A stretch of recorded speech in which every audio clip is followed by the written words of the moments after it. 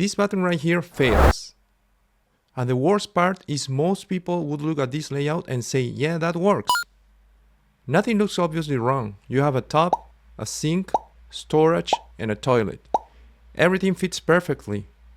And that's exactly why this is dangerous.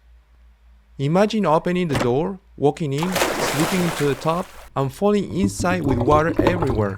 You try to get out, but it's already too late. Okay, maybe I'm exaggerating a little, but this layout is still very bad. Let me explain why it fails. Let's take a look at the available space for a person to move.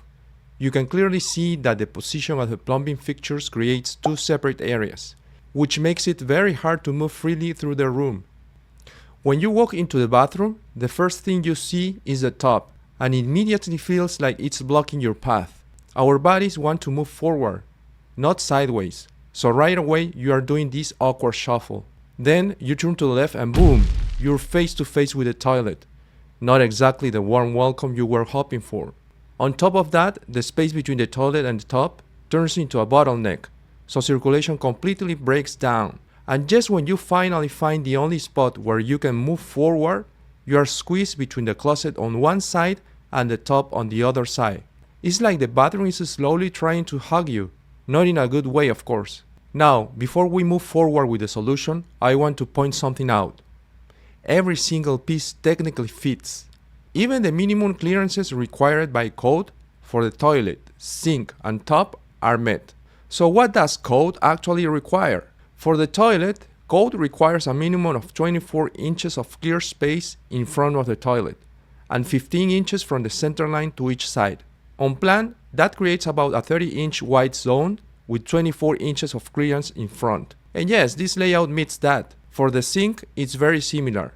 Code requires 24 inches of clear space in front of the sink and 15 inches from the center line to a sidewall or obstruction. Again, on paper, this bathroom checks the box. And for the tub or shower, code requires 24 inches of clear space where you step in and out, measured from the outside edge of the tub or the shower threshold. This layout also meets that requirement.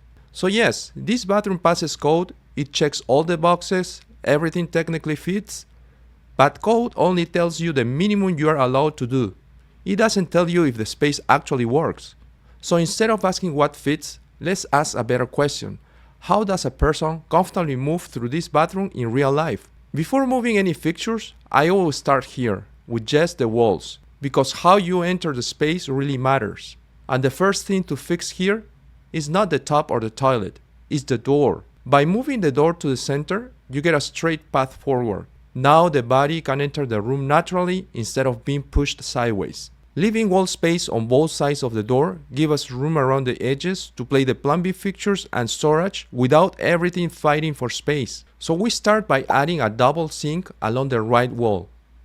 Then we place the tub in the corner, with a storage niche for towels and personal care items. A closet in the opposite corner helps define the space for the toilet, and together these two closets create a comfortable zone for the toilet in between. Suddenly, the toilet has its own space, not flooding in the middle, not blocking circulation, just where it actually belongs. However, the sideline problem still remains. You can still see the toilet when you open the door, so we simply switch the door swing and now you have direct access to the tub and the sink instead.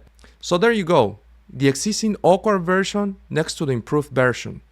Same space, same size, but a completely different experience the moment you walk in. Bathroom design is not about fitting fixtures and meeting code, it's about designing movement first. If this helped, subscribe.